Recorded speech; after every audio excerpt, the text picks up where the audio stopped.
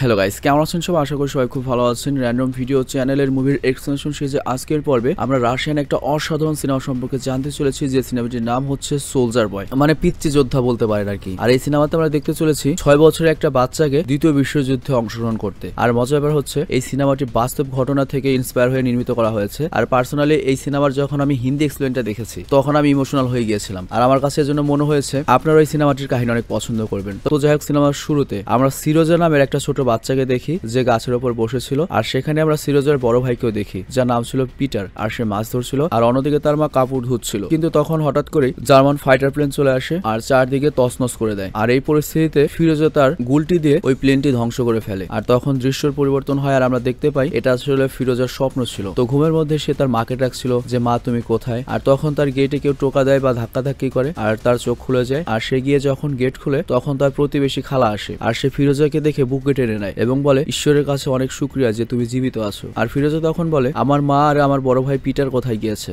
আর তখন সিরোজার আন্টি বলে শত্রুরা তোমার মা আর ভাইকে মেরে ফেলেছে এবং পুরো গ্রাম ধ্বংস করে ফেলছে, আর তোমাকে জীবিত দেখে আমার অনেক ভালো লেগেছে। আর তখনই তাদের বাড়ির বাইরে গুলি এবং বোমার শব্দ আসে, মানে তাদের গ্রামে জার্মানরা অলরেডি হামলা করেছে। তো তখন মহিলাটি সিরোজাকে বলে তুমি এখান থেকে তাড়াতাড়ি জঙ্গলের দিকে পালিয়ে যাও, আর তাকে জানালা দিয়ে বের করে দেয় এবং বলে নিজের জীবন বাঁচানোর জন্য জঙ্গলের দিকে শুধু দৌড়াতেই থাকো, থেমো না। তো সিরোজাকে পাঠিয়ে দেওয়ার কিছুক্ষণ পরই মহিলাটির গায়ে গুলি লাগে এবং সেও সেখানে মারা যায়। আর এরপর আমাদের গ্রাম দেখানো হয়, যেখানে আমরা দেখি সব লোকদের বাড়িঘর পুড়িয়ে ফেলা হচ্ছে এবং চারদিকে হাহাকার লেগে গিয়েছে। আর সব লোক নিজেদের জীবন বাঁচানোর জন্য এদিক ওদিক ছুটোছুটি করছে। আর সেখানে আরেকদিকে ফিরোজা না থেমে জঙ্গলে দৌড়াচ্ছে, আর দৌড়াতে দৌড়াতে সে জঙ্গলে অনেক গভীরে চলে যায় আর কান্না করে তার মাকে ডাকে এবং বলে মা আমি হারিয়ে গিয়েছি, তুমি কোথায়, প্লিজ ফিরে আসো। আর হাঁটতে হাঁটতে সে একসময় ক্লান্ত হয়ে সেখানে ঘুমিয়ে পড়ে। আর পরের দিন সকালে সে নদীর পাড়ে পানি খাচ্ছে, আর তখন সেখানে কিছু জার্মান সৈনিক আসে। আর ফিরোজা শত্রুদের দেখে তাড়াতাড়ি একটা গাছের পেছনে শেকড়ের মধ্যে লুকিয়ে ফেলে, কারণ জার্মান সৈনিকরা যদি তাকে দেখে ফেলে তাহলে তাকেও তার মা ভাইয়ের মতো মেরে ফেলবে। আর এরপর জার্মান সৈনিক কিছুটা দূরে আগুন জ্বালায় আর তাদের খাবার গরম করে সেখানেই খেতে থাকে। আর ওই মুহূর্তে সিরোজার কাছে একটা অজগর সাপ চলে আসে, কিন্তু সিরোজা ভয় পায় না, কারণ সে একটা সাহসী বাচ্চা। আর সে তার মুখ বন্ধ করে রাখে যাতে শব্দ পায় না যায়। তবে তারপরেও সে সাপ দেখে একটু হয়েও ভয় পাচ্ছিল, কিন্তু সাহস নিয়ে সে অনেক শান্ত থাকে, একটু শব্দ করে না যতক্ষণ না পর্যন্ত সৈনিকরা সেখান থেকে চলে না যায়। আর তারপর সৈনিকরা চলে যাওয়ার পর সিরোজা তাদের বেঁচে যাওয়া খাবারের কাছে যায়, আর সেখান থেকে একটা ক্যান নিয়ে জঙ্গলের দিকে চলে যায়, কারণ কাল থেকে সিরোজা এখনো পর্যন্ত কিছুই খায়নি এবং তার এত ক্ষুধা লেগেছে যে সে জঙ্গলের পাতা খেতে শুরু করে। আর এর কিছুক্ষণ পর অনেক অন্ধকার হয়ে যায়, কিন্তু সিরোজা থামে না, সে সামনের দিকে যেতেই থাকে। আর তখন জার্মানরা সেই জঙ্গলে আক্রমণ করে এবং বিমান দিয়ে অনেক বোম ব্লাস্ট করতে থাকে। আর একটা বোমের ঝাটকায় সিরোজা অনেক দূরে গিয়ে পড়ে এবং অনেক ভয় পেয়ে যায়। আর ওই মুহূর্তে তার মনে হয় আশেপাশে কেউ রয়েছে, সেজন্য সে একটা লাঠি হাতে নেয় আর জোরে জোরে বলতে থাকে আমার কাছে ভুলেও আসার চেষ্টা করো না, আমার কাছে কিন্তু রাইফেল আছে। আর তারপর আরো বলে আমি তোমাদেরকে ভয় পাই না। আর এটা থেকে আমরা বুঝতে পারি সিরোজা সাহসী হওয়ার সাথে সাথে অনেক স্মার্ট বা চালাকও। তো এরপর সিরোজা সেখান থেকে নিজের জীবন বাঁচিয়ে অনেক দূর চলে আসে এবং সেখানেই ঘুমিয়ে পড়ে। আর ঘুমের মধ্যে সে তার মা ভাইকে স্বপ্ন দেখে, যেখানে তারা তিনজনে অনেক খুশি ছিল। আর সেই সময় সেখানে বৃষ্টি হয়, যার কারণে তার চোখ খুলে যায়। আর অলরেডি সিরোজা অনেক দুর্বল হয়ে গিয়েছে, কারণ দুদিন ধরে সে কিছুই খায়নি, আর এখানে ঠান্ডা অনেক বেশি। তো সিরোজা সেখানে আবার পরে ঘুমিয়ে যায়। তো কিছুক্ষণ পর সেখানে কিছু লোক আসে যারা সিরোজাকে তুলে নিয়ে চলে যায়। আর এখান থেকে দৃশ্যের পরিবর্তন হয়, আর আমরা একটা রাশিয়ান আর্মিদের ছোট্ট একটা ক্যাম্প দেখি, যেখানে কমান্ডার অফিসারদের শত্রুদের পরের চাল সম্পর্কে বলছে। তো সেই সময় সেখানে একজন সৈনিক আসে, আর তার কোলে সিরোজা ছিল। আসলে যে লোকেরা সিরোজাকে বাঁচিয়েছে তারা রাশিয়ান আর্মিদের সৈনিক ছিল, যারা তাকে সরাসরি ক্যাম্পে নিয়ে এসেছে। তো কমান্ডার সিরোজাকে তার নাম জিজ্ঞেস করে, যার উত্তরে সে তার নাম বলে। আর তারপর কমান্ডারের সাথে হাত মেলায়, মানে ছোট হলে একটা বড় মানুষের মতো ভাব করে। আর তারপর যখন সিরোজাকে পরিবারের কথা জিজ্ঞেস করা হয় তখন সিরোজা বলে তার খালা বলেছে শত্রুরা তার মা এবং ভাইকে মেরে ফেলেছে, এটা বলে সে কান্না করতে থাকে। আর তখন কমান্ডার এবং সৈনিকেরা তাকে শান্ত করে। আর কমান্ডার বলে তুমি সাহসী না, সাহসী লোকেরা কখনো কান্না করে না। আর এরপর সিরোজাকে খাওয়ার জন্য অনেক ভালো খাবার এনে দেওয়া হয়, আর তাকে চিকিৎসা দিয়ে ব্যান্ডেজ করা হয়। আর এরপর হসপিটালেও রাখা হয়। তো হসপিটালে ক্যাথিয়া নামে একজন নার্স ছিল, যে আহত সৈনিকদের চিকিৎসা করতো। তো ক্যাথিয়ার সিরোজাকে দেখে অনেক মায়া লাগে এবং সে তাকে বাচ্চার মতো লালন পালন করতে থাকে এবং সবসময় তার সাথে থাকে এবং খেয়াল রাখে। আর সেখানে ক্যাম্পে যত লোক ছিল তারা সিরোজার সাথে অনেক মিশে যায়। আর দিন দিন সিরোজা সবার আকর্ষণের কেন্দ্রবিন্দু হয়ে ওঠে, মানে সবাই তারা হাসি ঠাট্টা করতে থাকে সিরোজার সাথে। এছাড়াও কমান্ডারও সিরোজার মায়ে পড়ে যায়। তো একদিন যখন কমান্ডার সিরোজার সাথে দেখা করতে যায় তখন সিরোজা তাকে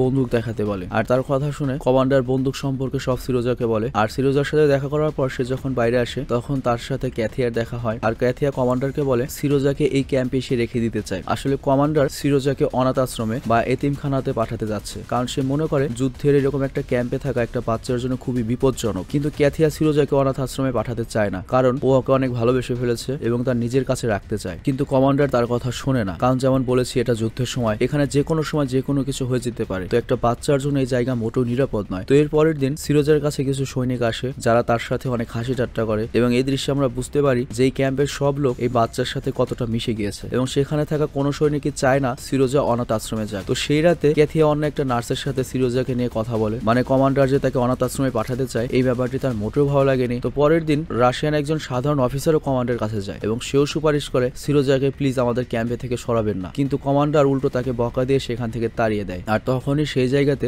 জার্মান আর্মিদের ট্যাঙ্ক চলে আসে এবং তাদের উপর আক্রমণ করে, কিন্তু কমান্ডার এবং তার সৈনিকরা অনেক সাহসের সাথে তাদের মোকাবেলা করে এবং ফাইনালি ওদের প্রতিহত করতে সমর্থ হয়। তো এর কিছুদিন পর সেই সময় চলে আসে যখন সিরোজাকে অনাথ আশ্রমে যেতে হবে, আর কাথিয়া তাকে কমান্ডারের কাছে নিয়ে আসে এবং তাকে সেখানে দিয়ে চলে যায় এবং কিছুই বলে না কাথিয়া, কারণ সিরোজাকে সে নিজের কাছ থেকে দূরে যেতে দেখতে পারবে না বা সহ্য করতে পারবে না। তো এরপর কাথিয়া চলে যাওয়ার পর সিরোজা কমান্ডারের সাথে বসে এবং তার সাথে অনেক কথা বলে, কিন্তু কমান্ডারও সিরোজার চোখের দিকে তাকাতে পারে না, কারণ কোথাও না কোথাও কমান্ডারও চায় সিরোজা যেন তার কাছেই থাকে, দূরে চলে না যায়। আর তখন সিরোজাকে সে একটা কাঠের খেলনা বন্দুক উপহার দেয়, যেটা পেয়ে সিরোজা অনেক খুশি হয়, খুশিতে কান্না করে কমান্ডারকে জড়িয়ে ধরে, আর এতে কমান্ডারের মনে একেবারে গলে যায় এবং সেও ইমোশনাল হয়ে যায়। আর কমান্ডার সিরোজাকে বলে তুমি কি আমার ছেলে হবে? এটা শুনে সিরোজা হাসতে হাসতে হ্যাঁ বলে দেয়। আর এরপর কমান্ডার অনাথ আশ্রম থেকে যে চিঠি এসেছিল সেটা ছিঁড়ে ফেলে, কারণ এখন থেকে সিরোজা সবসময় কমান্ডারের সাথেই থাকবে। আর এই খবর যখন পুরো ক্যাম্পে ছড়িয়ে পড়ে তখন সবাই অনেক খুশি হয়। আর রাতে কাথিয়া এবং তার সাথীরা মিলে সিরোজার জন্য একটা আর্মি পোশাক তৈরি করে। তো সব সৈন্যরা নিজেদের পোশাক নিয়ে আসে আর বলে যে এটা এভাবে ছোট করতে হবে, এবং কাথিয়া সিরোজার জন্য জুতাও নিয়ে আসে যেটাও ছোট করা হয়। তো পরের দিন সিরোজা যখন ঘুম থেকে ওঠে কমান্ডার তাকে আর্মিদের পোশাক দেয়, যেটা পেয়ে সে অনেক খুশি হয় আর পোশাক পরে সে সবাইকে দেখায় আর সব সৈন্যরা তাকে স্যালুট করে এবং পুরো ক্যাম্পে খুশি ছড়িয়ে পড়ে। কিন্তু তখন জার্মান ফাইটার প্লেন চলে আসে এবং তাদের উপর আক্রমণ করে, যার কারণে অনেক সৈনিক আহত হয় এবং অনেকে মারাও যায় আর পুরো ক্যাম্পে হাহাকার ছড়িয়ে পড়ে। আর তখন সিরোজা চায় আহত সৈনিকদের সাহায্য করতে, কিন্তু কেউ তার কথা শোনে না, কারণ সিরিয়াস একটা মুভমেন্ট চলছে। তো এর জন্য সে দৌড়াতে দৌড়াতে আহত সৈনিকদের তাঁবুতে যায় আর সেখানে গিয়ে সে তাদের পানি খাওয়াতে থাকে। তো তখন একজন সৈনিক যে তার দুটো চোখই হারিয়েছে সে সিরোজাকে বলে আমার বাড়ি থেকে একটা চিঠি এসেছে, তুমি কি সেটা আমাকে পড়ে শোনাবে? সিরোজা বলে হ্যাঁ আমি অবশ্যই পড়বো। তো এ বলে সেই চিঠি পড়তে শুরু করে আর সে বলে তোমার পরিবার তোমাকে অনেক ভালোবাসে এবং তারা তোমাকে অনেক মিস করছে, আর তোমার যে গরু রয়েছে সেটা এখন অনেক বেশি দুধ দেয়। আর তখন সৈনিকটি বলে বাট আমাদের তো কখনোই গরু ছিল না, এখনো গরু নেই। আর তখন তার পাশে শুয়ে থাকা আরেকটা অসুস্থ সৈনিক বলে তুমি মেনে নাও না তোমার কাছে একটা গরু আছে, ও যেটা পড়ছে সেটা তুমি শুনতে থাকো। আর তারপর সব সৈনিক সিরোজার কথা শুনতে থাকে আর এরপর সিরোজা তাকে এমন এমন কথা বলে যেগুলো চিঠিতে লেখাই হয়নি বা বাস্তবে নয়। অ্যাকচুয়ালি সিরোজার বয়স মাত্র 6 বছর, সে ভালো মতো পড়তেও যায় না, কিন্তু সে কারো মন ভাঙতে চায় না, এই জন্য তার মনে যেটা ভালো লেগেছে মানে যেটা বললে ওই সৈনিকটি খুশি হবে সেটাই সে বলেছে। তো ওর এরকম কথা শুনে সেখানকার সবগুলো আহত সৈনিক কিছুক্ষণের জন্য নিজেদের ব্যথা ভুলে যায়। আর পরের দৃশ্যে আমরা দেখি কাথিয়া আর সিরোজা একসাথে বসে আছে আর সেখানে কমান্ডার চলে আসে আর সে কাথিয়াকে কিছু বলতে চায় কিন্তু বলতে পারে না, কারণ ততক্ষণে সিরোজা উঠে গিয়েছে। আসলে কাথিয়া আর কমান্ডার দুজনেই একজন আরেকজনকে পছন্দ করে, কিন্তু আজ পর্যন্ত তারা এই কথা কেউ কাউকে বলতে পারেনি। তো আজকেও সে কাজে ব্যর্থ হয়, মানে কমান্ডার যখনই কাথিয়াকে তার ভালোবাসার কথা বলতে যায় তখনই তার ভিতর থেকে শব্দ বন্ধ হয়ে যায়। তো এরপর আমরা সিরোজাকে শেভিং করতে দেখি আর তাকে শেভিং করতে দেখে সেখানকার সব সৈনিক তাকে নিয়ে অনেক মজা করে। তারা বলে তুমি কি প্রেম করতে যাচ্ছ নাকি বা ডেটে যাচ্ছ নাকি? তখন সিরোজা বলে সৈনিকরা কখনো ডেটে যায় না। আর এটা শুনে সৈনিকরা তাকে স্যালুট জানায়। আর এরপর দৃশ্যের পরিবর্তন হয় আর আমরা দেখি সোলজার আর কমান্ডাররা মিটিং করছে আর তখন সেখানে সিরোজা চলে আসে এবং সে একটা প্রাপ্তবয়স্ক সৈনিকের মতো কমান্ডারকে স্যালুট দেয় এবং জিজ্ঞেস করে আমার কি কোনো কাজ আছে স্যার? যার উত্তরে কমান্ডার তাকে একটা কাজ দেয়। সেই কাজটা ছিল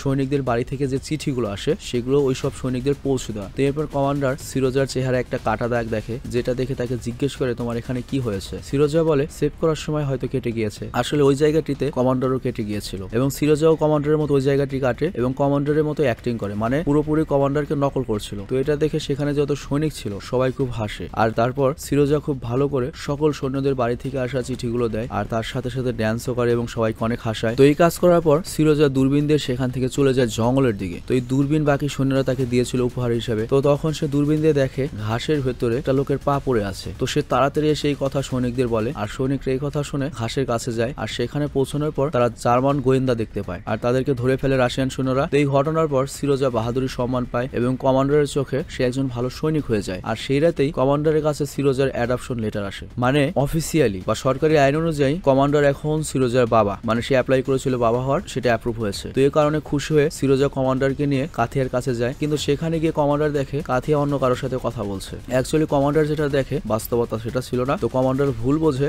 সেখান থেকে চলে আসে, মানে কমান্ডার ভাবে কাথিয়া হয়তো অন্য কাউকে কাউকে ভালোবাসে। তো এর কিছুক্ষণ পর আবার জার্মান সৈন্যরা আক্রমণ করে আর কমান্ডার সিরোজাকে বলে তুমি এখানেই বসে থাকো, কোথাও যেও না। তো এই কথা শুনে সিরোজা সেখানেই বসে থাকে, কিন্তু কিছুক্ষণ পর সে দেখে কমান্ডার অনেক চিন্তিত, কারণ যুদ্ধের কারণে ফোনের লাইন কেটে গিয়েছে, কিন্তু কমান্ডারের কারোর সাথে জরুরি কোনো কথা বলা রয়েছে। তো কমান্ডার একজন সৈনিককে পাঠায় সেই তার ঠিক করার জন্য, কিন্তু সিরোজা তার পেছনে পেছনে যায়। কিন্তু কিছু দূর যাওয়ার পর সেই সৈনিক আহত হয়ে যায় আর তাকে আহত দেখে সিরোজা তাকে বলে তুমি আমাকে বলো কিভাবে তার ঠিক করতে হয়। কিন্তু সৈনিক তখন তাকে দ্রুত ফিরে যেতে বলে, কিন্তু সিরোজা তার কথা শুনে না। আর এরপর সৈনিক তাকে বলে এই 2 তার জোড়া দিলেই কানেকশন ঠিক হয়ে যাবে। তো এরপর সিরোজা 2 তার জোড়া লাগায়, যার কারণে টেলিফোনের লাইন ঠিক হয়। আর সিরোজা আরেকবার প্রমাণ করে দেয় সে একটা সাহসী বাচ্চা। তো এরপর সিরোজা দৌড়ে কাথিয়ার কাছে আসে এবং বলে কমান্ডার কিছু খেতে পারছে না, ঘুমাতেও পারছে না, ও খুব অসুস্থ। তো কাথিয়া ঘাবড়ে যায় এবং দৌড়িয়ে কমান্ডারের কাছে আসে এবং পাগলের মতো করতে থাকে। মানে কাথিয়া তো অ্যাকচুয়ালি কমান্ডারকে ভালোবাসে, কিন্তু সে এসে দেখে কমান্ডার একদম ঠিক রয়েছে। আসলে এটা সিরোজা ইচ্ছে করে করেছে যাতে কমান্ডার আর কাথিয়াকে একসাথে করতে পারে এবং দুজনের সম্পর্ক এগুতে পারে। তো এর কিছুক্ষণ পরে ক্যাম্পে 2টো কুকুর আসে, যার পেছনে একটা কাঠের গাড়ি লাগানো ছিল। তো সিরোজা মজা করে সেই কাঠের গাড়িতে বসে পড়ে আর তারপর কুকুরগুলো দৌড়াতে থাকে। তো দৌড়াতে দৌড়াতে কুকুরগুলো মাইনের দিকে যেতে থাকে। মাইন মানে হচ্ছে মাটির নিচে এক ধরনের বোম পুঁতে রাখা হয়, সেটার উপর দিয়ে গেলেই ব্রাস্ট হবে। তো এটা দেখে সৈনিকরা ভয় পেয়ে যায় এবং সিরোজার পেছনে দৌড় লাগায় তাকে বাঁচানোর জন্য, কিন্তু মাইনের সাথে ধাক্কা লাগার আগেই সৈনিকরা সিরোজাকে থামিয়ে নেয়। আর এদিকে কমান্ডার কাথিয়ার পেছনে যায় এবং তাকে থামিয়ে নিজের মনের কথা বলে দেয়। তবে এখানে কমান্ডার কাথিয়াকে প্রপোজটা করে এভাবে, তুমি কি সিরোজার মা হবে? আর এর উত্তরে কাথিয়া বলে হ্যাঁ হতে চাই। মানে ফাইনালি দুজনের মধ্যে সম্পর্ক হয়। তো এরপর দৃশ্যের পরিবর্তন হয় আর আমরা দেখি সব সৈন্যরা অন্য একটা ক্যাম্পে চলে যাচ্ছে, কারণ তারা অর্ডার পেয়েছে অন্য এক জায়গায় যুদ্ধ করতে হবে। তো তাদের মধ্যে সিরোজাও ছিল, কিন্তু রাস্তার মাঝখানে জার্মানরা তাদের উপর আক্রমণ করে এবং কমান্ডারের যে গাড়ি ছিল সেটা পুরোপুরি ধ্বংস হয়ে যায়, যার কারণে অনেক সৈনিক আহত হয়, কিন্তু কয়েকজন কোনো মতে বেঁচে যায়। আর তারপর সব লোক যখন অন্য ক্যাম্পে পৌঁছায়, সেখানে কমান্ডারের সিনিয়র অফিসার যিনি একজন জেনারেল ছিল তার সাথে কথা বলছিলেন। আর সেখানে সিরোজা আসে এবং সে জেনারেলকে স্যালুট করে আর জেনারেলও তাকে দেখে স্যালুট করে। আর তখন সিরোজা কমান্ডারকে জিজ্ঞেস করে আজকে কি আমার কোনো মিশন আছে? তখন কমান্ডার বলে সকল সৈনিকদের লাইনে দাঁড়া করাও, যাদের জুতা ছিঁড়ে গিয়েছে, যাদের সাপ্লাই বা খাদ্য শেষ হয়ে গিয়েছে তাদের নাম লিখে নিয়ে আসো। তো সিরোজা এমনটাই করে আর সবার লিস্ট লিখে জেনারেলকে দেয়। আর তার সাথে সাথে জেনারেলকে বলে আপনি আমার বাবা আর কাথিয়ার বিয়ের জন্য প্লিজ পারমিশন দিন, যার উত্তরে জেনারেল এবং কমান্ডার দুজনে অনেক হাসে। আর তারপর সিরোজাকে একজন সৈনিকের মতো ব্যাচ দেওয়া হয় বা সম্মাননা করা হয়, আর এতে সবাই অনেক খুশি হয় আর এই পুরো ক্যাম্পে খুশি ছড়িয়ে পড়ে। কিন্তু সেরাতেই ক্যাম্পে একটা বড় ধরনের আক্রমণ হয়, মানে পর্যন্ত যতগুলো আক্রমণ হয়েছে তার চেয়ে সবচেয়ে ভয়ঙ্কর আক্রমণ ছিল এটি। তো সিরোজা তখন তার বাবাকে খুঁজছে, কিন্তু তার বাবাকে কোথাও খুঁজে পায় না। আর তারপর একটা সৈনিকের কাছে যায় এবং তাকে বলে আমার বাবাকে বাঁচাও। আর ওই সৈনিকটি সিরোজাকে জড়িয়ে ধরে। আর তারপর আমাদের খুব নৃশংস কিছু জিনিস দেখানো হয়, মানে ওটা আসলে এক্সপ্লেন করা পসিবল না, একটা যুদ্ধের রেজাল্ট কতখানি ভয়ঙ্কর হতে পারে সেরকম কিছু দেখানো হয়। তো আক্রমণ শেষে পরের দিন যখন সব ঠিক হয়ে যায়, তখন সিরোজা কমান্ডারের সাথে দেখা করতে আসে আর বাবার এই অবস্থা দেখে সিরোজা কান্না করতে থাকে। আর তখন কমান্ডার বা বাবা বলে সাহসীরা কখনো কাঁদে না। তো এরপর কমান্ডার ঠিক হয় আর তারপর আমরা দেখি সিরোজা, কমান্ডার এবং কাথিয়া সারা জীবনের জন্য একসাথে হয়ে যায়, মানে তারা পুরো একটা ফ্যামিলি। তো কাহিনী শেষে আমাদের বলা হয় 27 এপ্রিল 2042 সালের পর থেকে সিরোজা সব সময় এই আর্মিদের সাথেই থাকে এবং সে রাশিয়ান আর্মিদের সাথে এই যুদ্ধে পোল্যান্ড এবং জার্মানি পর্যন্ত গিয়েছিল। আর এখানে কাহিনীটি শেষ হয়ে যায়। অ্যাকচুয়ালি দ্বিতীয় বিশ্বযুদ্ধের সময় এরকম একটা বাচ্চা রাশিয়ান আর্মিরা খুঁজে পেয়েছিল, আর সেই ঘটনার উপরে এই অসাধারণ সিনেমাটি নির্মিত হয়েছে। এবং র্যান্ডম ভিডিও চ্যানেলে আমি অনেক সিনেমা এক্সপ্লেন করেছি, এই সিনেমাটি তাদের মধ্যে অন্যতম একটা বেস্ট সিনেমা ছিল। আর আপনাদের কাছে যদি এরকম কোনো সিনেমার সাজেশন থাকে সেটা আপনারা কমেন্টে জানাতে পারেন, আমরা সেগুলো লিস্ট করে রাখবো। তো যাই হোক, ভালো থাকবেন, সুস্থ থাকবেন, টেক কেয়ার, আল্লাহ হাফেজ।